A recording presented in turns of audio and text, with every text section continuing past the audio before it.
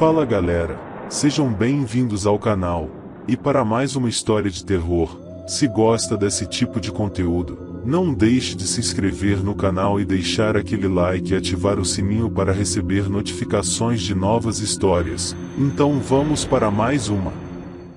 O manto. Ao levantar-me da cama, onde me prendera uma cruel enfermidade de meses, eu não tinha de certo o aspecto de um vivo. Magro e nervoso por natureza, de uma irritabilidade histérica, a minha vida de enfermo passará-se debaixo de um tédio pesado como uma abóbada de chumbo, algumas vezes interrompido por intervalos de mágoa inanimada em que o meu olhar olhava sem ver e o meu pensamento fugia para fora de mim mesmo, perdendo-se por entre as sombras intangíveis dos grandes desesperos. O crepúsculo de maio, indeciso como tudo que se passa longe de nós, no mistério religioso dos horizontes sem margens, era uma consolação sublime que tombava sobre as almas.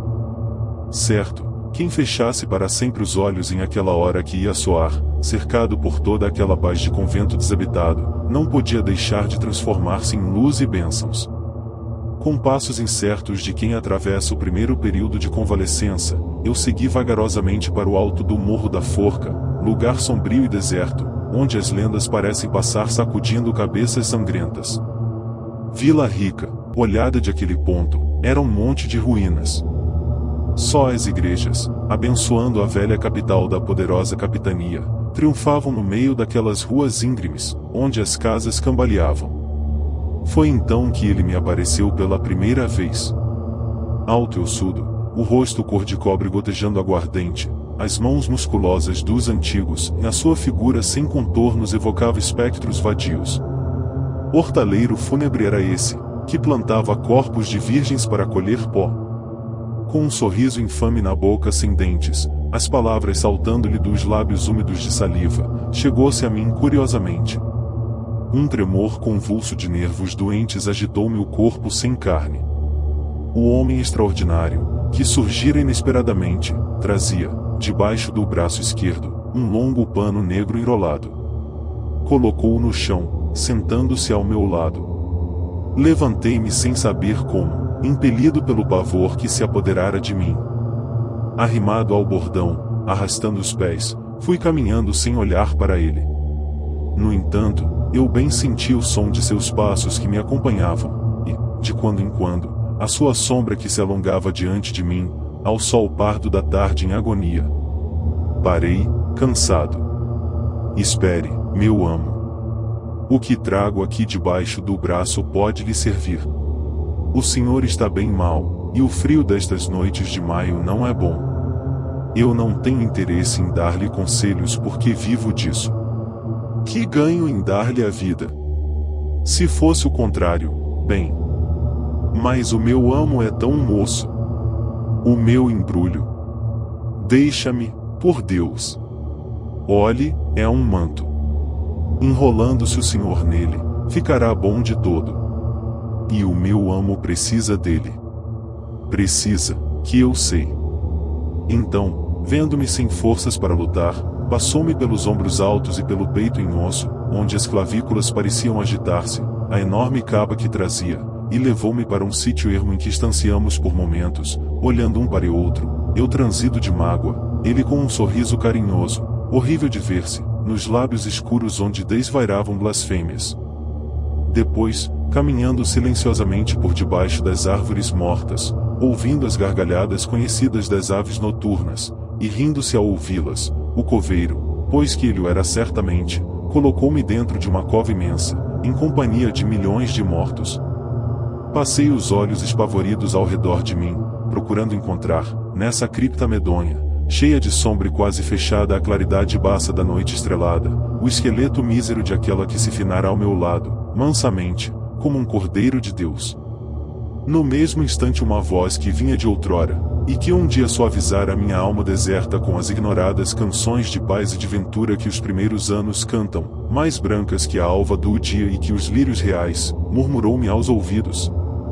Olha para dentro de ti mesmo, espreita a desolação do teu espírito em ânsias, verás os olhos taciturnos do fantasma que amas, tu que bem sabes que as sombras não podem ser amadas. Perdida a esperança de vê-la junto de mim, fosse embora na nudez branca e trágica das múmias que me cercavam, o meu isolamento era real e irreparável. E os versos pungentes do Dais Iraí, que toda a Idade Média soluçara, tombavam da minha boca na melodia sonolenta de aquela linguagem bárbara, criada talvez para os salmos de além-vida. Dais Iraí, Dais Ila. Por alguns momentos, longos como ciclos solares, o meu olhar vagou surpreso por todo o indefinido horror circunjacente. O túmulo era soturno e fundo como uma imensa cisterna vazia.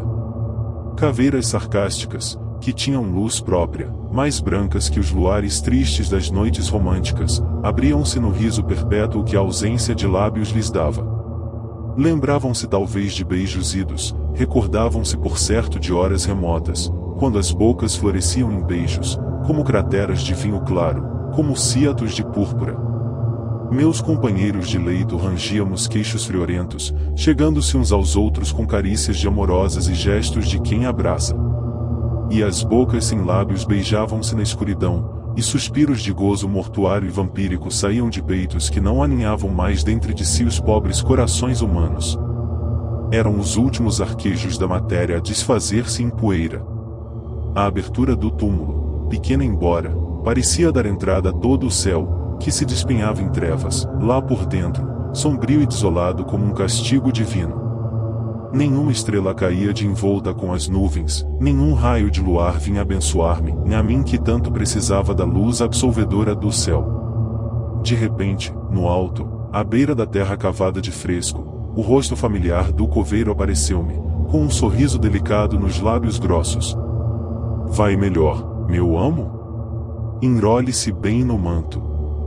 Com alguns dobres de sino e um padre a encomendar as almas, tudo está pronto. Não há médico como eu para curar enfermos como o senhor. Coitadinho! Fechei os olhos pávidos de espanto, e concheguei ao rosto as dobras lutulentas da minha enorme capa. Nesse momento atroz, passaram-me pela frente, em debandada, vingativos como remorsos, todos os sonhos da minha vida até então inútil. Desgraçada criatura que, depois de tantos anos de existência, não tivera amor para amar sinceramente os bons, nem ódio para odiar sinceramente os maus. Pobre espírito sem rumo que, sofrendo embora no meio da hipocrisia satânica dos homens, não pudera dedicar-se a Deus cristamente, como os santos e os mendigos, nem pudera fugir às tentações do mundo, abrigando-se debaixo das ermidas longínquas, onde há quem peça por nós. No entanto, se eu não fosse morrer em aquela hora que ia desprender-se das mãos do tempo, bem poderia ser que me tornasse um eleito na terra. Foi então que o meu corpo se agitou em uma convulsão que julguei suprema. O doutor Pulvis, sentado à minha cabeceira, sorriu-me afetuosamente. Que terrível febre, meu pobre amigo! Com a alegria expansiva de quem acorda de um pesadelo que não tinha fim, passei as mãos pelo rosto, onde o suor corria em bagas doloridas. Era meio-dia apenas. A luz do sol parecia transformar-se em raios de som. Ao longe, acompanhada pelas rezas dos crentes, soluçava a campainha da extrema-unção, como um apelo de Deus ao mundo que se perdia para sempre. Fim. Se gostou, deixa o like e um comentário, e não esqueça de se inscrever no canal.